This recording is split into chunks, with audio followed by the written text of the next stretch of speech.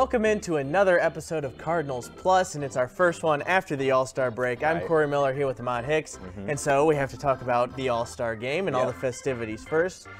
First, we'll start with Albert Pujols in the home run derby. I had a lot of fun watching him. Phillies fans will tell you otherwise, and that there was little shenanigans, and the ESPN forgetting to count Kyle Schwarber a home run. But we don't need to talk about that too much because Albert pulled off a huge upset and moved to the second round. He didn't win it. He came closer than I thought he was going to. It was just a lot of fun seeing him out there. Well, let's go back to one episode prior to this one because you were talking about how you were hopeful that Albert Pujols would become an All-Star with the commissioner. Yeah, and you were against me. You were right. I said he wasn't deserving, but I did say he could get that special nod. But what a special moment to see him compete in the home run derby. He almost had some life where he could have got past Juan Soto. He just needed a couple more home runs. But, I mean, what a showing from Albert Pujols, his last All-Star weekend. What a treat for us here in St. Louis. Another memory there. He got, I mean, I think he's probably tired of getting honored at this point. There's a lot of honors. The ESPYs last night. He got the humanitarian award there. He's getting honored at the All-Star game, too, pretty much all the time. Right. He deserves it because he's an all-time great. But at this point, I would be a little tired of everybody wanting me to tip my cap and whatnot. This is his victory lap. This is his final go around the MLB, all these ballparks, all these players that he may not get to see on a day-to-day basis for years to come. So I think he's enjoying every single second of it and just the camaraderie of being in the clubhouse and in the dugout with these guys because, as you know, when you do that for so long, that becomes your life. So when you walk away from that, you don't know what's next in life or what you're going to do. So I think he's enjoying every second. He said that, too. He gave a speech to, I don't know if you happen to see, he gave a speech to the National League before the game. That was pretty heartfelt and how thankful and appreciative he was of everybody showering him with love and let's go out and have a good time and some inspiring stuff. It was really nice. So good week for Albert Pujols out in L.A. A couple other Cardinals had some good weeks too. Paul Goldschmidt just continued.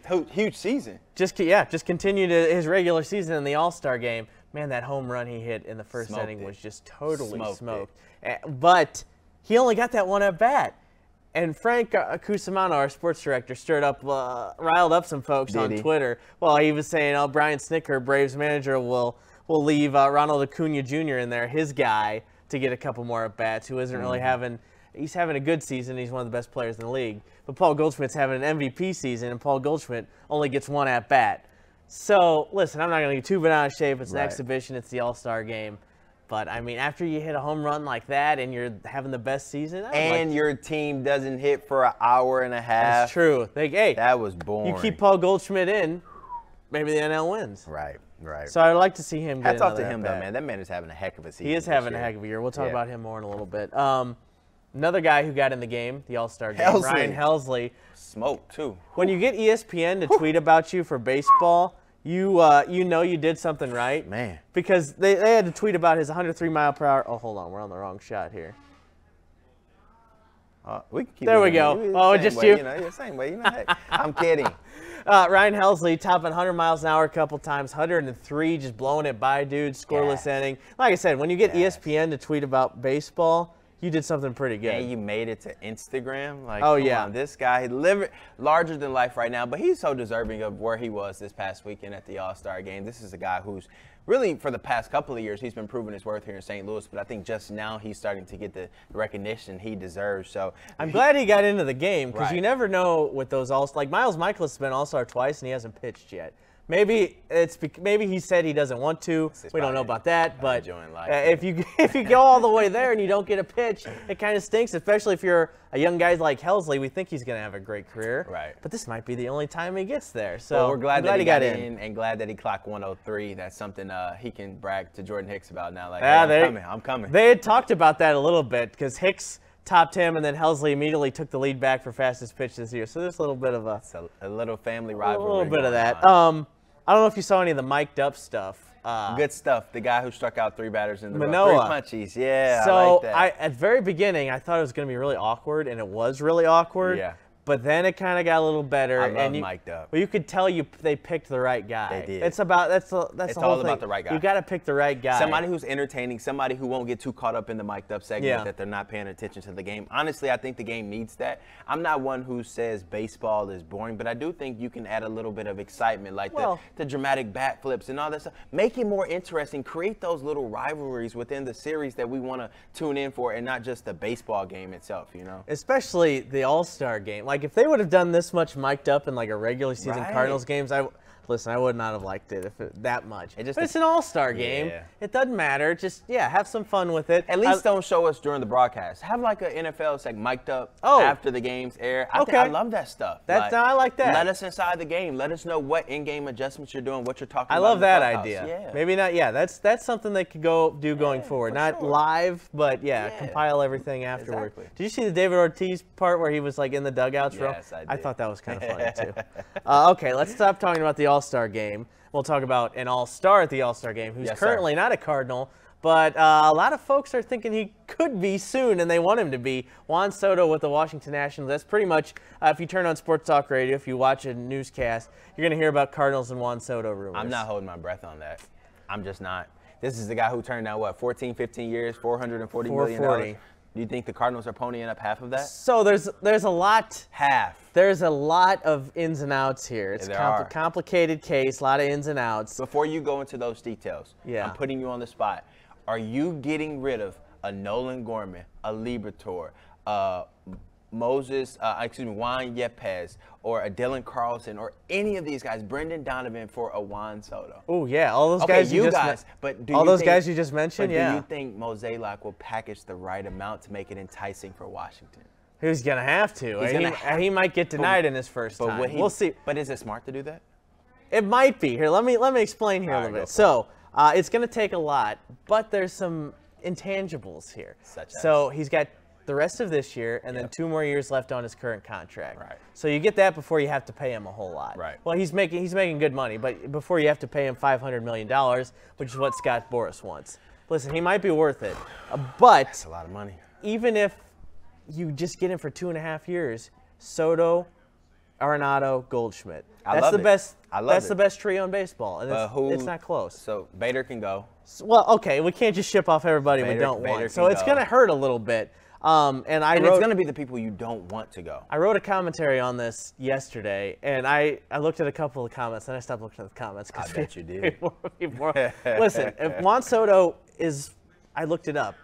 According to Fangraphs, he is having the 8th best start to his career of like any player ever through their age 23 season. Yeah. The rest of the list is Pujols, Ty Cobb, Mickey Mantle, Mike Trout, guys like that. Good company. Yeah, so this is a generational guy that is going to be out there, and he is going to take a lot. You mentioned Carlson would be a huge loss. The younger guys is what I'm looking at.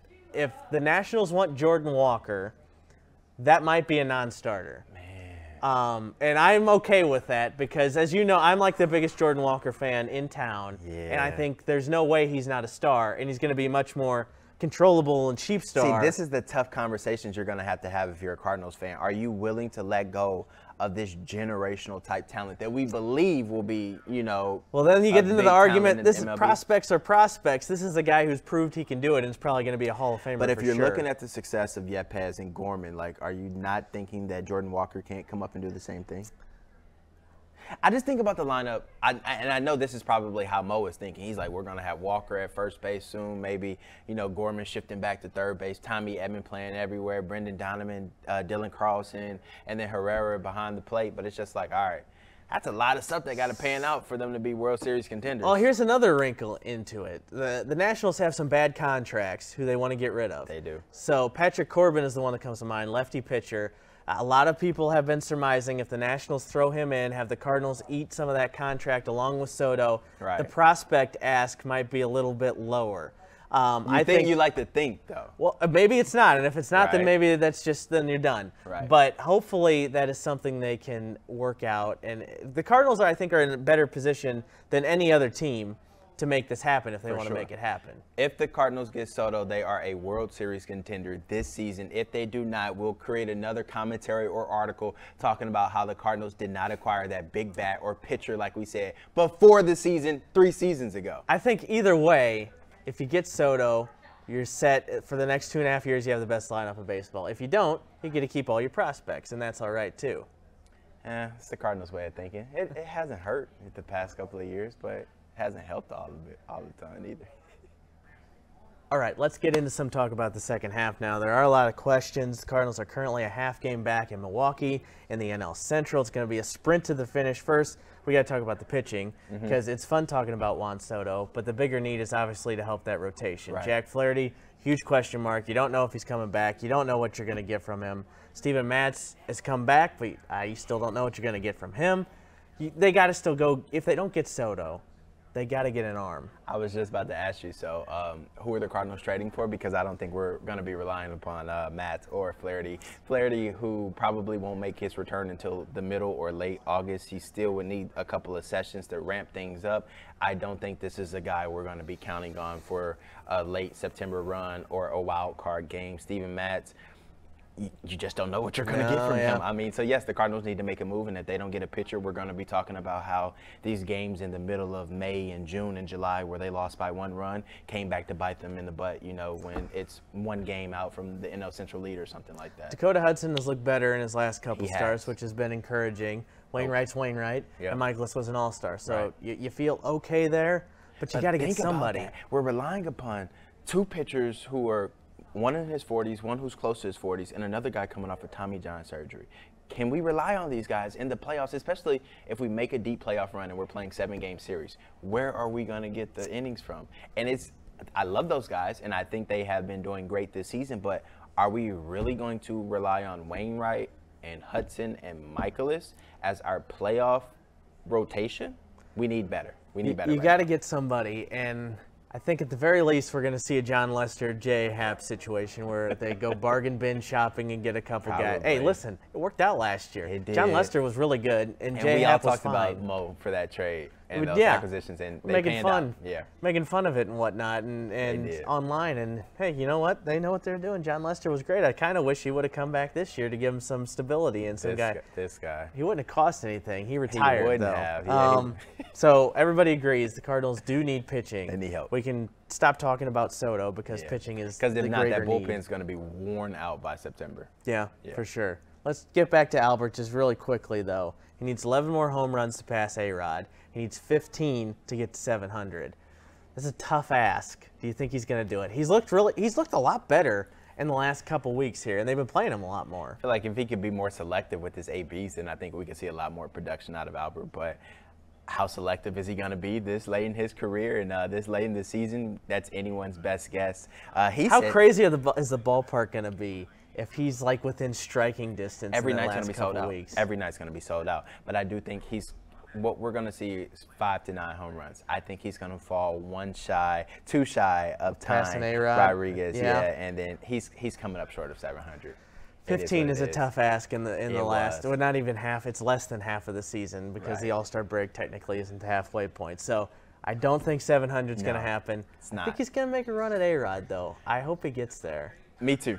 Just for the sake of that ballpark, the atmosphere will be electric over at Busch if he gets close. Now, I forgot to put this in the rundown, but we got to talk about it. Yadier Molina's been away from the team for a long time now, making some headlines for some not great reasons down in Puerto Rico. Punting a basketball, like getting kicked out of his a basketball game on the sidelines. He's the GOAT. He's got to get back. He does. He's got to come back. This is his farewell tour, and he's not even here to enjoy it. Like, we get it. You're not going to play after this year. Your body probably can't handle a rigorous 162-game schedule, but you're Yadier Molina. These fans want to see you at the ballpark. You deserve to be at the ballpark, and your team needs you at the ballpark because, honestly, they need that feistiness from Yachty and that I'm not taking any crap from anybody mentality, and they're missing that right now. They're a bunch of good guys in that locker room. Well, we need somebody. It's not like Andrew Kisner or Austin Romine or Ivan Herrera. Where's that Chris Carpenter have taken the reins behind the plate, so it's not like, oh, Yachty's. I know Yachty's not him like he used to be. But the other guys haven't been that great either. And I know Wainwright has that pit bull mentality when he's on the mound, but there hasn't been a guy like Chris Carpenter or Yachty or Molina filled that void when Chris Carpenter left. So when he's gone, who do we have to be the voice of our people? Need to get Yachty back too, so him and Wainwright can complete their all-time battery record, which everybody was so psyched about, and now is a little bit at least. He's costing him a couple of starts. Yeah, he has. He's got to get back. And the plan currently, if you haven't heard, is supposed to be for him to go on rehab assignment end of July and return early August. But we'll see. He's still not back as of right now, so who knows how that's going. Kisner needs to take advantage of this opportunity. He does. Yeah. Goldie, do we think he can keep up the MVP pace? He's leading the NL in pretty much everything, average on base, slugging. I think he's locked in. Now, it's unfair. So before the All-Star break, he slowed down just a little bit from his crazy pace. I'm about to say he was just rolling. I mean, that was just inevitable. He's only going to keep that up. But I think he's going to stay decently hot the rest of the way. He's going to be one of the best players on the Cardinals team. He has been, and he will be for the second half of the season. So we're pretty good. He's going to win that NL MVP. I think your bet is looking good right now. I think it is too. Fingers crossed. Okay. Who's the guy that you need to see more of? Tyler O'Neill. He needs to stay healthy, and he needs to swing the bat. This is a guy who, if he's healthy and connecting with the baseball, we're talking about a 30-plus home run guy and a 100 RBI guy. They are missing that production. While Yepes has filled in and Brennan Donovan has shown his flashes, you need a guy with that pop in that bat to complement a Nolan Arenado or Paul Goldschmidt, and they do not have that right now. Because if you add his pop in there, his 30-plus home runs, with the Nolan Gorman, splash that in with the Juan Yepes, this is a dangerous team. Productive Tyler O'Neill changes the entire lineup. Everything. It's completely different. Yeah. So that's a good. I mean, that is the answer. Yeah. I'm going to go a little different here. I'm going to say Tommy Edman. Okay. Which is, people might say, Tommy Edman, he was almost an all-star. He's having a great year. Yeah. He is having a great year, but he went sharply down in the last month or so. And if they're still planning on hitting him at the top of the lineup, he's got to get on base for guys like Goldschmidt and Arenado. Fast, so he can score too. So he definitely needs to get on base. Tommy Edman needs to bump up that OBP, get on base for the big guys. Right. I think he will. We'll see him come back to his form he already had when he was first moved to shortstop, and he's been great at shortstop. So I'm confident Edman's going to have ultimate utility player there. Okay, so predictions. I think at the beginning of the year, I got suckered in. We were standing out there in front of Busch Stadium. I said, Cardinals going to take the Central. I got all hyped up in the Kool-Aid. I still think they are. They're only half game out, and they have a better team than the Brewers. So I think it's their division. You drunk too much of that Kool-Aid. Oh. He's still sipping too much of that Kool-Aid. I think the Cardinals are going to a wild card game if they don't make a big splash at the trade deadline and acquire a big bat or a pitcher. This is a team that I think we're going to be talking about all those close losses that they had in the middle of the summer. Well, if they had a Jack Flaherty, if they had Steven Matz or something like that. So I think this is a team on paper that can be really, really, really, really good. Like Whitey Herzog said, if something happens and they don't make a deep playoff run, somebody should be held accountable. Yeah. I agree. But I think we all saw the writing on the wall before the season, and we see it as the trade deadline is approaching. If the Cardinals make no moves, the Cardinals will lose in the first round of the wild card or the NLDS like they There you go. He said it, not me. It's the truth. All right, that'll do it for this episode of Cardinals Plus. Maybe we'll be back next time with Juan Soto as the St. Louis Cardinal. We'll see about that. See you guys.